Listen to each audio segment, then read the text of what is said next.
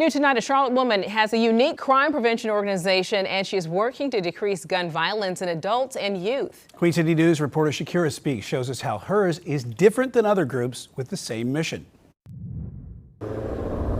3 homicides on Thursday doesn't sit well with Jacqueline Lewis, and they were only a few of the 10-plus homicides in the last 2 weeks. The frequency of the crimes over the last 3 years forced her into community activism.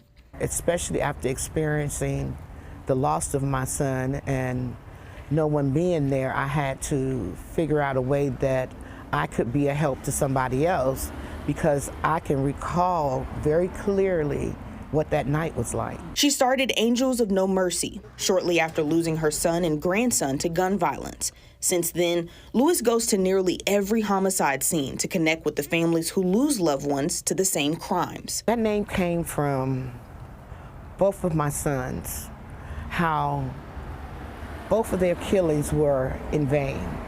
Those guys had no mercy on my babies, none. While Lewis soothes those families, she works to provide resources to at-risk youth so their families won't eventually have to grieve. She attended Thursday's youth-led town hall about recent crime to further her work.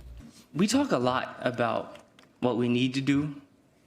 We talk a lot about what's happening, but what are we doing? You know, what action are we taking to ensure that this young lady and any young lady like her life is not taken? Charlotte Mayor Vi Lyles wrote a letter to the city's teenagers, posting it to her professional social media pages. Lyles says it pains her to acknowledge that the city is losing so many youth to gun violence. There's a lot of kids walking around on this street right now that I talk to and deal with on a daily basis that don't have that support system. I am their support system. When they come to me and they tell me things, you know, I keep it between us, but I also encourage them to do the right thing.